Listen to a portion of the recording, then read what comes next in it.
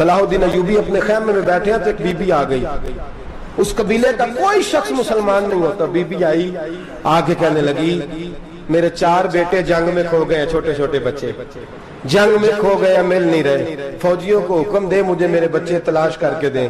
صلاح الدین ایوبی نے جھٹ پٹ سر پہ امامہ باندھا، نیزہ پکڑا، سینے بند باندھا، اپنے جبے کو سمیٹا اور باہر کہنے لگی تو کدھر جا رہا ہے؟ کہنے لگا میں خود تیرے بچے تلاش کر کے دوں گا۔ صلاح الدین چند سپاہی ساتھ گلی گلی نکلے، گلی گلی فجر کے نکلے، اثر ہو گئی، تھک گئے، 2 نمازیں صحرا میں پڑھی، جنگل کے اندر پہنچے تو ایک کونے میں 4 بچے ایک جگہ ڈرے اور سہمے ہوئے بیٹھے ملے، صلاح الدین ایوبی اٹھا کے لائے، ماں کو کہنے لگے تیرے بچے ہیں، نکلا اس لیے تھا کہ میرے نبی نے فرمایا بچے جدا ہوں تو ماں کو درد بڑا ہوتا ہے، اور میرے رسول نے فرمایا تھا جب جنگ کرنے جاؤ تو کھیت برباد نہ کرنا، فصلیں تباہ نہ کرنا، بچوں کو ماں سے جدا نہ کرنا۔ فرمایا میں سوچ رہا تھا تیرے بچے کہیں میری وجہ سے جدا ہو گئے تو مصطفیٰ کو جواب کیا دینا؟ فرمایا تیرے بچے ڈھونڈ کے لایا ہوں۔ بچے ماں کے پاس آنے لگے تو ماں نے بڑے بیٹے کے منہ پہ تھپڑ مارا، کہتا ہے اماں کیا ہوا؟ کہنے لگے تو نے سنا نہیں کہ دشمن کے بچوں کی اتنی حفاظت کرتا ہے، میرے پاس نہ جا، اس کے قدموں میں بیٹھ جا، جس نبی کے غلام اتنے سچے ہیں وہ نبی کتنا سچا ہوگا۔ بنو قریظہ اور بنو نذیر 2 محلے تھے یہودیوں کے، یہودیوں نے بڑی عہد شکنی کی تو نبی پاک صلی اللہ علیہ وسلم نے ان کو بے دخل کر دیا، مدینے سے نکال دیا، مدینہ منورہ سے۔ یہودی نکل گئے مدینہ طیبہ سے، تو جب وہ نکل کے جا رہے تھے تو ان کے مکان، ان کے باغ، ان کی جائیدادیں بچ گئیں۔ نبی پاک علیہ السلام نے انصار مدینہ کو پہلے بلایا، جاگ رہے ہیں نا آپ لوگ؟ پیسے آتے کسی کو برے لگتے ہیں؟ اب تو یہ بھی حلال حرام کی تمیز بھی اٹھتی جا رہی ہے، جائیداد، باغ، مال، علاقہ خالی ہوا ہے، وہ چلے گئے، لوگ تو ڈھونڈتے پھرتے ہیں۔ اللہ خیر فرمائے، شاملہ جگہ ملتی نہیں اب شہروں میں، وہ کس کس نے نام کرا لی، کدھر گئی ہے کوئی خبر ہی نہیں، خالی جگہ پڑی ہے۔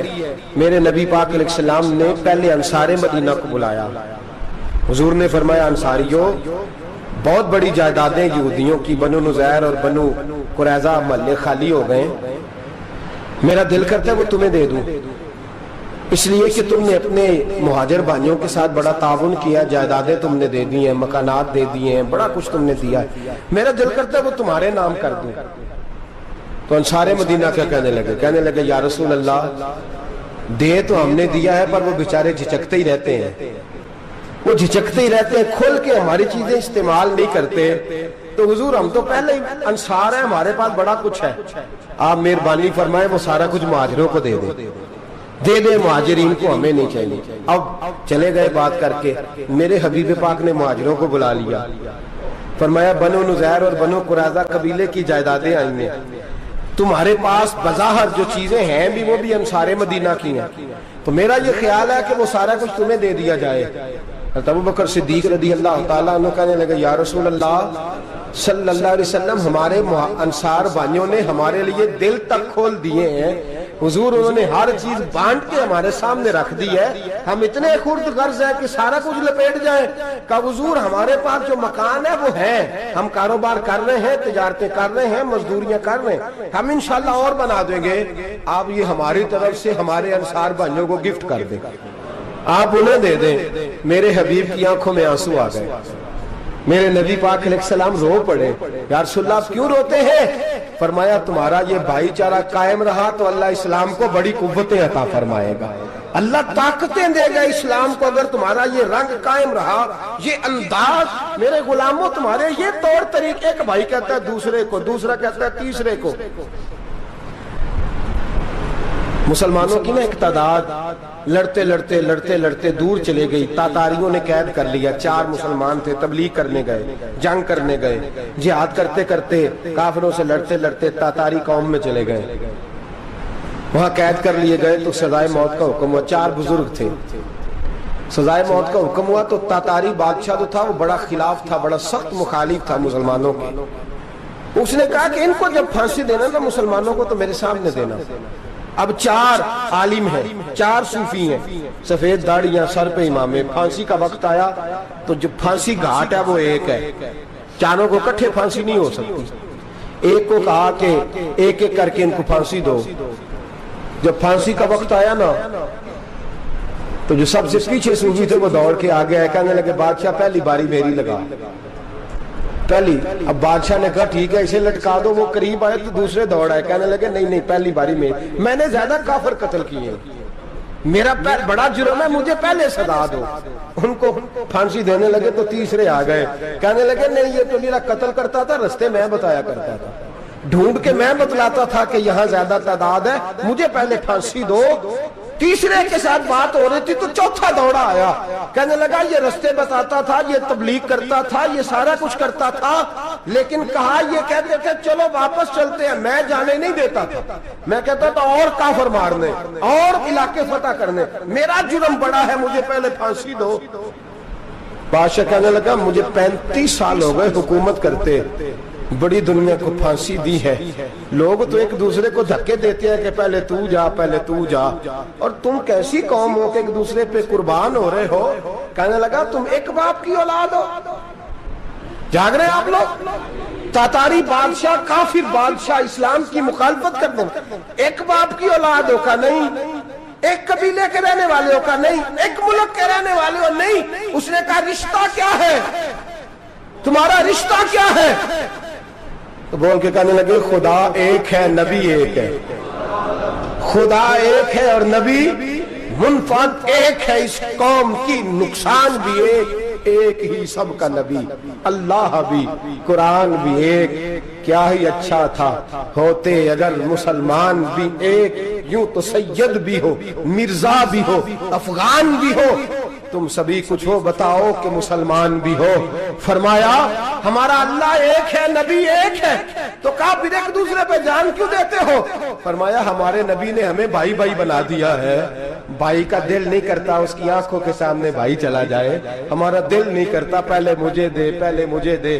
بادشاہ کہنے لگا تمہارا جذبہ مجھے متاثر کر گیا, جاؤ میں تم چاروں کو آزاد کرتا ہوں, تمہیں آزاد کرتا ہوں. میرے دوستو یہ رنگ تھا, دیکھیں نا, یہ اس دھرتی نے نظام دیکھا ہے نا, اس فلک نے پہلی بار دیکھا, اس زمین نے پہلی بار. اور میرے حضرت صاحب فرمایا کرتے تھے زمین تڑپ کے روئی, اس نے پہلی دفعہ دیکھا.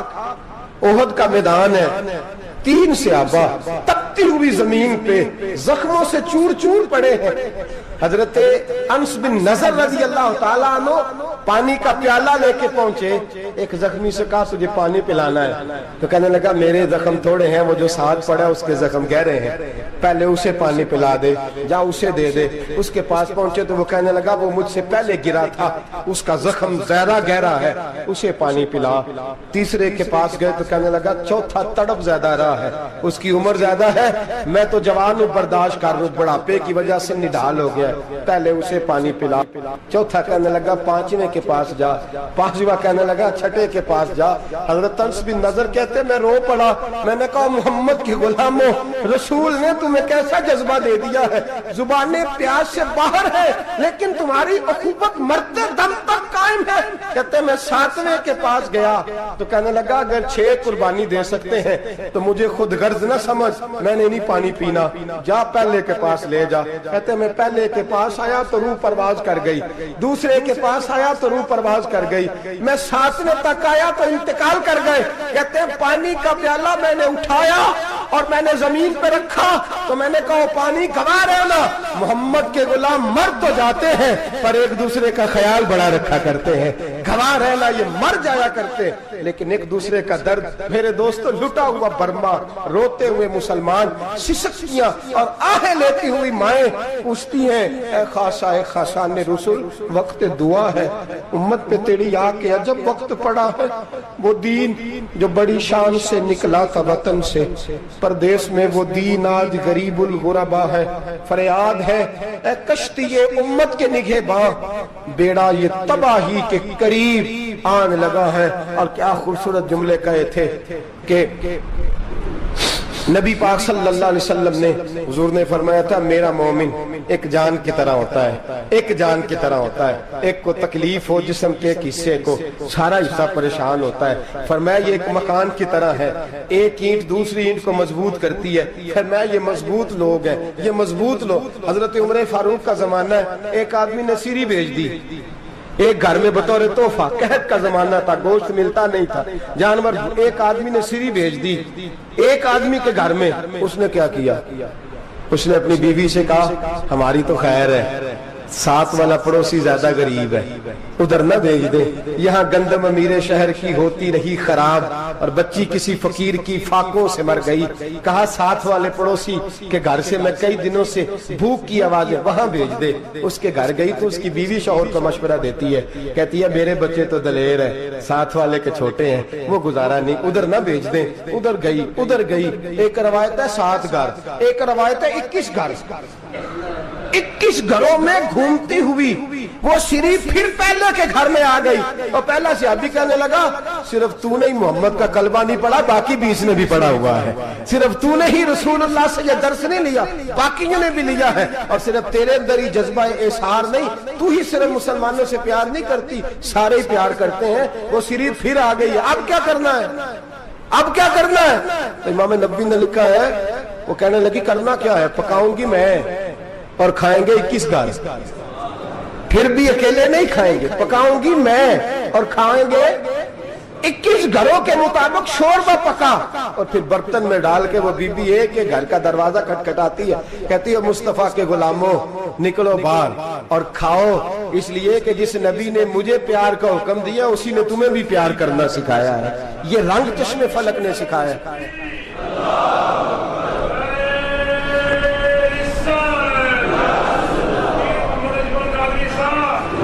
آپ کی بڑی مہربانی، زندہ باد وہی ہے جس کو اللہ رسول زندہ باد فرمائے، بڑی مہربانی، اللہ جزا دے۔ عرض یہ کرنے جا رہا تھا کہ رسول کریم صلی اللہ علیہ وسلم نے یہ پیغام دیا امت کو، فرمایا دیکھیں نا کتنے بڑے لفظ ہیں، یہ نہیں فرمایا دوزخ میں جائے گا، یہ نہیں فرمایا کہ اسے جہنم کی سزا ملے گی، میرے نبی نے فرمایا میں اسے مومن مانتا ہی نہیں، میں اسے مسلمان اپنا مانتا ہی نہیں۔ حضور کسے؟ فرمایا جو پیٹ بھر کے کھاتا ہے اور اس کا ہمسایہ بھوکا سو جاتا ہے، میں مومن ہی نہیں مانتا۔ سزا تو تب ملے گی نا کہ جب میں کسی سزا کا اعلان کروں، میں مانتا ہی نہیں، وہ میرا ہے ہی نہیں، خود پیٹ بھر کے کھا رہا ہے، ہمسایہ اس کا بھوکا، میں نہیں مانتا۔ انما المؤمنون اخوہ، مومن بھائی بھائی، میں مانتا ہی نہیں اسے۔ اور میرے حبیب پاک اتنے بڑے لفظ حدیث میں اور کہیں نہیں ملیں گے آپ کو، اتنے بڑے جملے کہیں نہیں ملیں گے۔ میرے نبی پاک نے فرمایا اللہ کہے گا قیامت کے دن، کون؟ اتنے بڑے لفظ حدیثوں میں ملتے نہیں جتنے یہ ہیں۔ حضور نے فرمایا رب فرمائے گا بندے سے کہ میں تیرے پڑوس میں بھوکا تھا، تو نے مجھے روٹی کیوں نہیں کھلائی؟ کون کہہ رہا ہے؟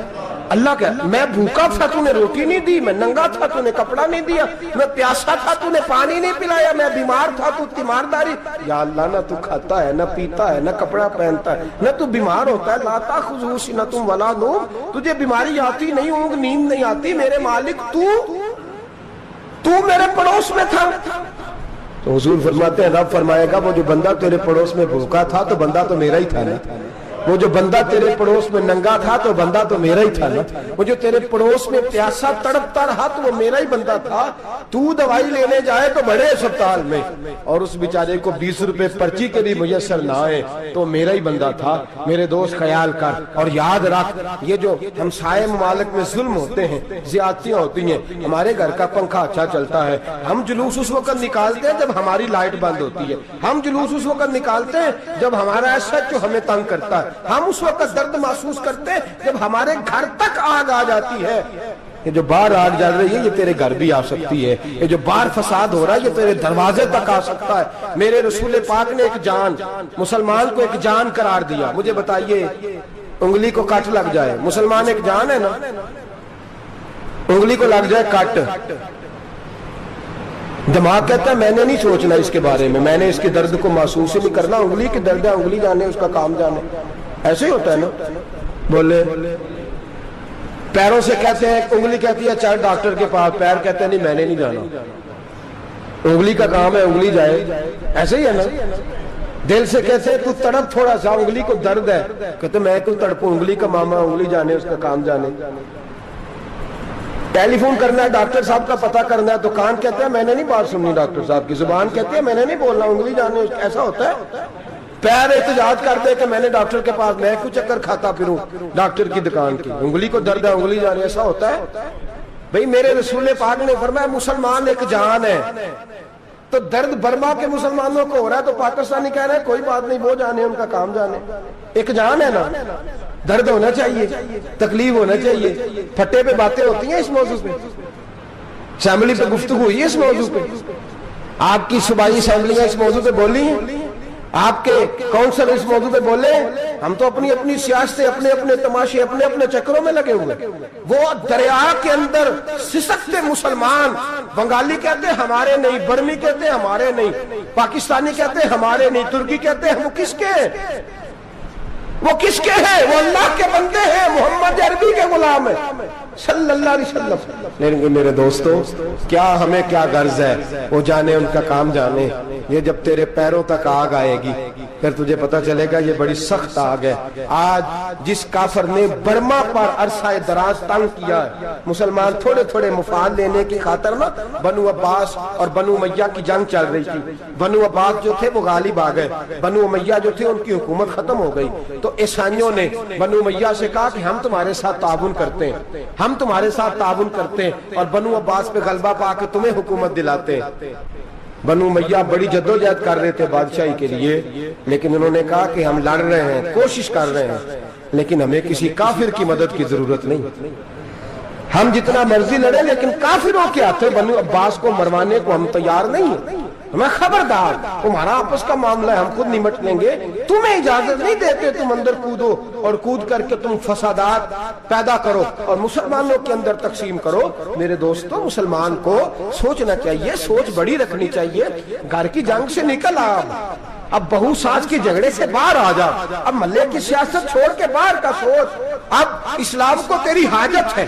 اب پوری دنیا جب مسلمان کو دیکھے نا، فیس بک یوز ہوتی ہے، اس پہ نوجوان جب اسلام کی بات کرنے لگے گا، اس پر جب بڑا اسلام کی بات کرنے لگے گا، پوری دنیا میں پیغام جائے گا کہ مسلمان اب جاگنے لگا ہے، مسلم خابیدہ بیدار ہونے لگا ہے، اب اس کی آنکھیں کھلنے لگی ہیں، اب یہ اپنے مذہب کی بات کرتا ہے، اب یہ اپنے ملک سے، صوبے سے، برادری سے نکل کر بولتا ہے، اب یہ کہتا ہے کہ بازو تیرا توحید کی قوت سے قوی ہے، اسلام تیرا دیس ہے، تو مصطفی ہے، اب یہ بڑی سوچ رکھتا ہے، اب یہ عالمی بات کرتا ہے۔ میرے دوستو ہمارا تو حال یہ ہے، امام اعظم ابو حنیفہ کا فتویٰ ہے، آپ فرماتے ہیں جو مولوی عالمی حالات سے باخبر نہ ہو وہ جمعے کی تقریر نہ کرے، وہ مسلمانوں کی رہنمائی نہیں کر سکتا، عالمی حالات سے جو خبردار نہ ہو۔ تو جس کو چھٹی ہو جائے، تو نے ختم نہیں پڑھا، دوڑ جا مسجد سے، تو ختم نہیں پڑھتا ہمارے، تجھے پتہ ہی نہیں تو کہاں رہتا ہے، بھاگ جا، وہ عالمی حالات پہ بات کرے گا، کیونکہ بیچارے کو تو پتہ ہے میری سویرے چھٹی ہو جانی، سیاست کا لفظ چھیڑا نہیں تو میں گیا نہیں۔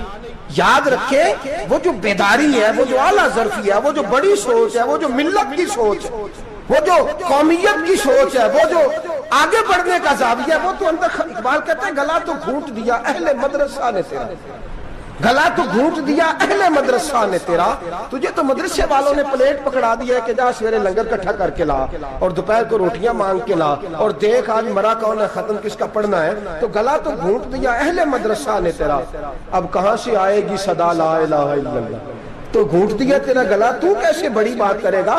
بڑی بات کے لیے بڑی سوچ چاہیے، بڑی تگودو چاہیے، بڑی کوشش چاہیے، بڑا حوصلہ چاہیے۔ مسلمان چھوٹی چھوٹی لڑائی میں، چھوٹی چھوٹی جنگ میں، ایک دکاندار دوسرے دکاندار سے لڑ رہا ہے، گلی والا دوسری گلی والی سے لڑ رہا ہے، محلے والا محلوں پہ اعتراض، ایک شہر میں رہنے والے میں نے دوسرے محلے پہ اعتراض کرتے دیکھے، یقین کریں ایک شہر میں رہنے والے، علاقے میں بسنے والے کہتے ہیں بھائی توبہ ہے، اس محلے تو اللہ ہی بچائے، لا حول ولا قوت۔ وہ جو تقسیم در تقسیم کی سوچ ہے، اس نے چھوٹے چھوٹے ٹکڑوں میں مسلمانوں کو بانٹ دیا ہے، چھوٹی چھوٹی تقسیم ہے، چھوٹا چھوٹا ہمارا مزاج ہے، چھوٹی سوچ ہے، بڑی سوچ کی بات سنیے۔ صلاح الدین ایوبی، جاگ رہے ہیں نا آپ لوگ، تو آخنا حضرت صاحب ایڈی وڈی گل چھیڑ چھڑی ہے، یہ مطلب ہی کون نہیں، کنے برما جانا ہے تو کنے مدد کرنی ہے، میں تو بھائی فریضہ سر انجام دے رہا ہوں۔ میرے نبی نے فرمایا برائی کو یا ہاتھ سے بدل، ہاتھ سے نہیں بدل سکتا تو زبان سے تو بولنا، تو میں معذور ہوں، کمزور آدمی ہوں، ہاتھ سے بدلنے کی طاقت نہیں رکھتا، تو دوسرے درجے پہ تو مجھے عمل کرنے دو نا، اثر کرے نہ کرے سن تو لے میری فریاد، نہیں ہے داد کا طالب یہ بندہ آزاد، رونے تو دو، تڑپنے تو دو، آہیں تو بہانے دو، سسکیاں تو لینے دو، مار کھائی ہے تو تڑپنے تو دو. وہ قرآن پاک برما میں پابندی لگی ہے تو میں یہاں سوچنے لگا ہوں کہ وہاں تو پابندی لگی ہے, یہاں پہلے ہی لوگ کوئی نہیں پڑھتی. معاذ اللہ تعالیٰ حالات دن پہ دن مسلمانوں کے لیے ایک ایک کر کے. افغانستان میں جو آگ لگی تھی پھر وہ عراق میں بھی لگی, پھر وہ لیبیا میں بھی لگی, پھر وہ مصر میں بھی لگی, پھر وہ یمن میں بھی لگی, سعودی عرب میں دھماکے ہوئے.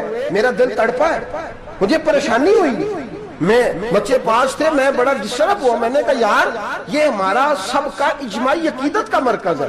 ہم کم از کم 1000 اختلاف کے باوجود کہا کرتے تھے کہ عرب میں امن ہے یار, وہاں سکون ہے, وہاں دکانیں کھلی چھوڑ کے لوگ چلے جاتے ہیں. وہاں بھی فساد ہونے لگا, وہاں بھی آگ بڑھ گئی ہے.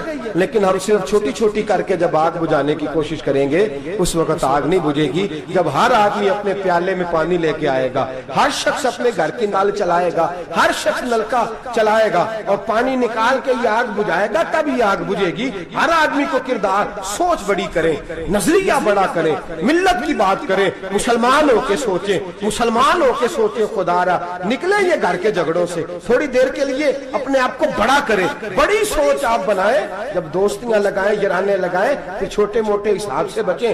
بابا بلے شاہ صاحب فرماتے کورے ورک کتاب نہیں ہوندے, کورے ورک کتاب نہیں ہوندے, پتھر دل گلاب نہیں ہوندے. او بلیا یاری سوچ کے لائیں, یارا نال حساب نہیں ہوندے. پھر ذرا نکلے اس حساب کتاب سے باہر. بلیا یاری سوچ کے لائیں, یارا نال حساب نہیں ہوندے. پھر ذرا بڑا ذہن کریں, چھوڑے اپنے حساب. یبصرون علی انفسہم ولنبلونکم بشیء من الخوف والجوع ونقص من الاموال والانفس والثمرات. پھر حساب کتاب سے نکلے. پھر امام علی مقام کی طرح یہ سوچ بنائے کہ حسین کے بچے چلے جائیں تو کوئی حرج نہیں, امت پر آنچ نہیں آنی چاہیے. ایک امام علی مقام, کل تک امام میدان میں کھڑے تھے تو اکیلے تھے, لیکن آج پوری دنیا کہتی ہے حسین ہمارا ہے, حسین ہمارا. آج نظریہ امام علی مقام زندہ ہے, تو اکیلا ہے تو کھڑا ہو. یہ نہ کہا کر چھوٹی سی مسجد ہے, ایک کونا کا کھڑکاوا, مولانا تقریر کر رہے ہیں تو کیا بنے گا, ایک آواز کہیں سے گونجا کرتی ہے, پھر اس میں تاثیر میرا اللہ پیدا فرما دیا کرتا ہے, پھر اس کے اندر قوت میرا رب پیدا فرما دیا کرتا ہے, پھر اللہ اس میں تاثیر پیدا کر کے 4 دانگ عالم میں پھیلا دیا کرتا ہے. صلاح الدین ایوبی, مسلمانوں پہ ظلم ہوا, فلسطین میں آگ لگی اور پورے فلسطین کی گلیاں خون سے بھر گئیں.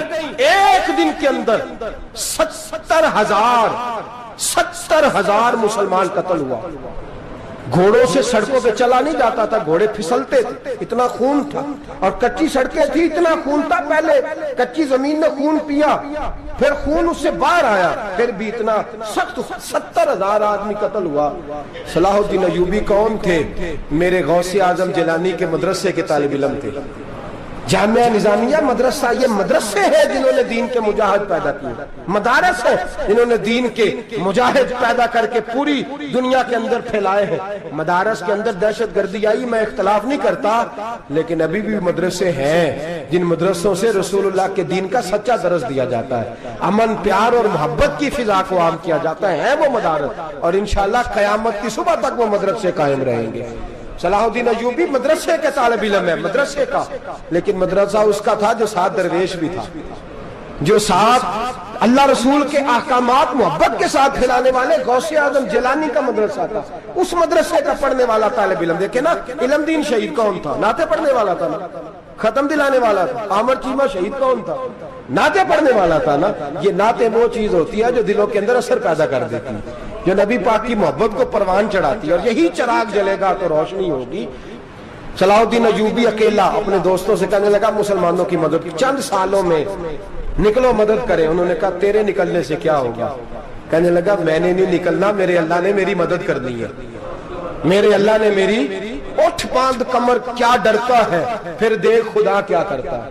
فرمایا مجھے نکلنے دے, اللہ میری مدد کرے گا. تھوڑا تھوڑا کر کے فوج جمع کی, کوشش کی. چند سالوں کے بعد اسی جگہ جہاں مسلمانوں کا خون بہا تھا, اللہ نے اسلام کا جھنڈا پھر سے بلند کر دیا. صلاح الدین ایوبی فاتح بن کے مسجد اقصیٰ کے دروازے پہ کھڑا ہے.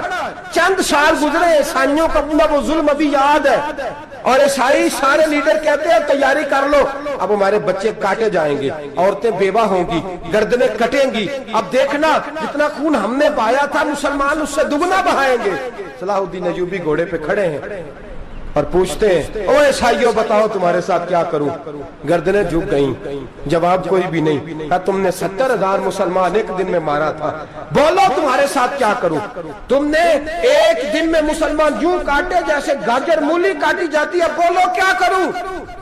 عیسائی کہنے لگے ہمیں اپنے ظلم یاد ہے، تشدد یاد ہے، بربریت یاد ہے، تو بہتر جانتا ہے تو نے کیا کرنا ہے۔ صلاح الدین ایوبی گھوڑے پہ فاتح کھڑا ہے، آنکھوں میں آنسو آئے، تڑپ کے رویا، کہنے لگا میں تمہارے ساتھ وہی سلوک کروں گا جو میرے مصطفیٰ نے قریش مکہ کے ساتھ فرمایا تھا، لا تصریب علیک، جاؤ تم پر کوئی زیادتی، جاؤ تم آزاد ہو۔ اس نے کہا تو کر کیا رہا ہے؟ کہنے لگا میں کیا کروں، میں اس محمد کا ماننے والا ہوں جس نے معاف کرنا سکھایا ہے صلی اللہ علیہ وسلم، میرے پیروں میں زنجیر ہے رسول اللہ کی غلامی کی، جاؤ تم آزاد ہو۔ اس نے کہا تم آزاد ہو، لوگوں نے کلمہ پڑھنا شروع کر دیا، اشہد ان لا الہ الا اللہ واشہد ان محمدً عبدہ۔ سارے قبیلے کے کچھ نہ کچھ لوگ مسلمان، ایک قبیلہ رہ گیا مسلمان نہیں ہوتا۔ صلاح الدین ایوبی اپنے خیمے میں بیٹھے ہیں تو ایک بی بی آ گئی، اس قبیلے کا کوئی شخص مسلمان نہیں ہوتا۔ بی بی آئی، آگے کہنے لگی میرے 4 بیٹے جنگ میں کھو گئے، چھوٹے چھوٹے بچے جنگ میں کھو گئے، مل نہیں رہے، فوجیوں کو حکم دے مجھے میرے بچے تلاش کر کے دیں۔ صلاح الدین ایوبی نے جھٹ پٹ سر پہ امامہ باندھا، نیزہ پکڑا، سینے بند باندھا، اپنے جبے کو سمیٹا اور باہر کہنے لگی تو کدھر جا رہا ہے؟ کہنے لگا میں خود تیرے بچے تلاش کر کے دوں گا۔ صلاح الدین چند سپاہی ساتھ ہے، گلی گلی نکلے، گلی گلی فجر کے نکلے، اثر ہو گئی، تھک گئے، 2 نمازیں صحرا میں پڑھی، جنگل کے اندر پہنچے تو ایک کونے میں 4 بچے ایک جگہ ڈرے اور سہمے ہوئے بیٹھے ملے۔ صلاح الدین ایوبی اٹھا کے لائے، ماں کو کہنے لگے تیرے بچے ہیں، نکلا اس لیے تھا کہ میرے نبی نے فرمایا بچے جدا ہوں تو ماں کو درد بڑا ہوتا ہے، اور میرے رسول نے فرمایا تھا جب جنگ کرنے جاؤ تو کھیت برباد نہ کرنا، فصلیں تباہ نہ کرنا، بچوں کو ماں سے جدا نہ کرنا۔ فرمایا میں سوچ رہا تھا تیرے بچے کہیں میری وجہ سے جدا ہو گئے تو مصطفیٰ کو جواب کیا دینا۔ فرمایا تیرے بچے ڈھونڈ کے لایا ہوں۔ بچے ماں کے پاس آنے لگے تو ماں نے بڑے بیٹے کے منہ پہ تھپڑ مارا، کہتا ہے اماں کیا ہوا؟ کہنے لگے تو نے سنا نہیں کہ دشمن کے بچوں کی اتنی حفاظت کرتا ہے، میرے پاس نہ جا، اس کے قدموں میں بیٹھ جا۔ جس نبی کے غلام اتنے سچے ہیں وہ نبی کتنا سچا ہوگا، جس نبی کے نوکر اتنے کھڑے ہیں وہ نبی کتنا کھڑا ہوگا، جا کے کلمہ پڑھ لے۔ میرے دوست یہ اسلام ہے جس نے غیروں کا درد بھی اپنے سینے میں رکھا۔ اقبال کہتا ہے سارے زمانے کا درد ہمارے ہی سینے میں ہے، برما کا مسلمان ہو یا عراق، لیبیا، افغانستان، کشمیر کا مسلمان ہو، میرے دوست وہ غیر نہیں ہے، وہ تیرا اپنا ہے۔